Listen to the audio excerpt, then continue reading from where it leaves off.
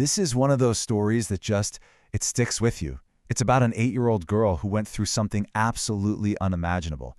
Her attacker took her voice, but he couldn't take her memory. And almost 2 decades later, that memory would be the one thing, the only thing, that could solve her own case.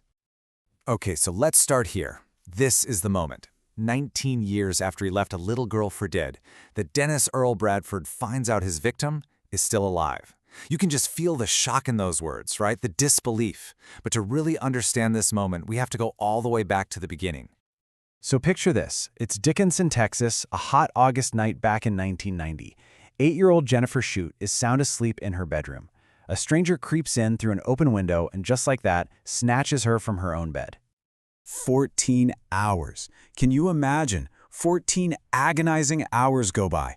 And then, some kids playing in a field, they stumble upon what they think is a body. But it was Jennifer. She was barely, and I mean barely, clinging to life. It was a race to save her, but honestly, the investigators at the scene, they were already preparing for a murder case.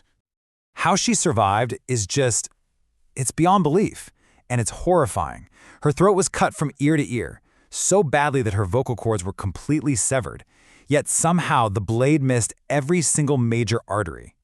He left her for dead on a fire anthill, and investigators actually think the constant painful biting from those ants is what kept her from passing out and bleeding to death. A horrifying but life-saving detail. So now she's in the hospital. She's terrified, she can't speak, but she is the only person who saw her attacker. She's the only living witness. And despite all the trauma, her memory was perfect. It was crystal clear, and she knew she had to do something. And this, right here, was the huge problem for the police. Their only witness is a traumatized little girl who has literally lost her voice. So how in the world are they supposed to get the information they need to find the monster who did this? Well, the solution was actually pretty simple, but totally brilliant. Investigators just gave Jennifer a notebook and a pen. And this little girl, who was so smart and so composed for her age, she started writing down everything she remembered. Her mom would then take those notes and read them out loud to the officer waiting right outside her hospital room. And the details she wrote down, they were just astonishing. She remembered he lied to her, saying he was a police officer. She described him as looking greasy. She remembered seeing beer cans all over his car, and she even knew the brand of cigarettes he was smoking. I mean, this level of detail from an 8-year-old who just went through hell, it's incredible. And here's the kicker. While she was in the car with him, Jennifer, being a curious kid, kept asking him questions, trying to get him to prove he was a cop. And in that conversation, she got him to tell her the single most important clue in the entire case, his first name, Dennis. So now, using only her handwritten notes and pointing and nodding, Jennifer works with a sketch artist. Without saying a single word, she guides him, helping him create a sketch, a face for the monster she remembered so clearly.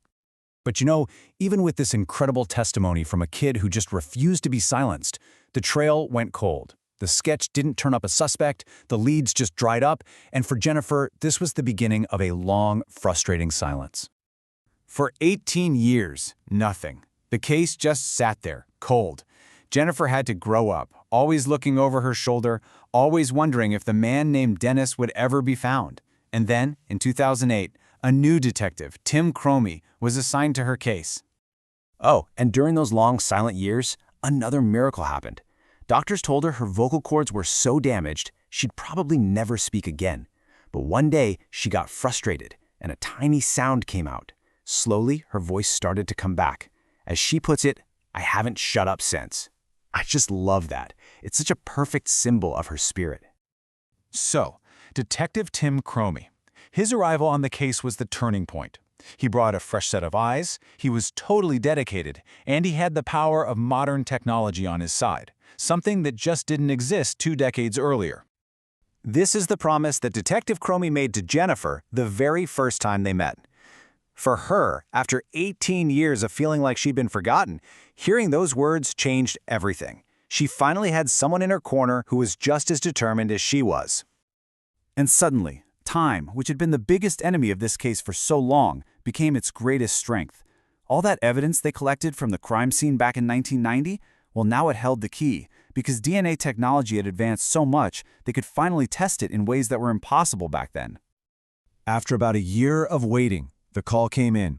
At 2:30 in the morning, the DNA lab reported a hit from the national database. They had a name: Dennis Earl Bradford, the exact name that Jennifer had painstakingly written down in a hospital bed 19 years before. And if you need any more proof, look at this. This is the final stunning confirmation. On the left, that's the sketch Jennifer helped create from memory in 1990. On the right, that's Dennis Bradford's driver's license photo from the exact same year. The resemblance is it's uncanny.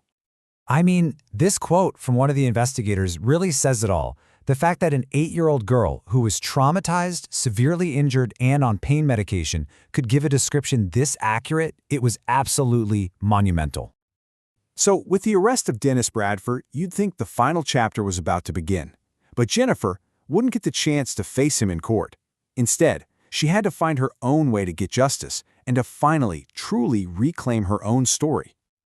Before he could be tried for what he did, Bradford took his own life in his jail cell. Jennifer had spent 19 years rehearsing her victim impact statement, thinking about what she would finally say to him. She was denied that moment in court, but she was not going to be denied her voice. Not again. So on the day his trial was supposed to start, she went to his gravesite. She stood right over his grave and she read her statement out loud, delivering the words she had carried inside her for so long. She took the power back. She made sure he heard her. And Jennifer absolutely refused to let this crime define the rest of her life. She became a passionate advocate, helping other victims. After being told that the attack made it impossible for her to have kids, a doctor heard her story and helped her conceive. And today, she's a mom to 2 children, a daughter and a son, who she calls her happy ending. In the end, Jennifer Schuett's story isn't just about surviving. It's a story about incredible courage, a perfect memory, and a will that just would not break. Her attacker tried to silence her forever, but her voice only grew stronger. And as she says herself, "I am not a victim, but instead victorious."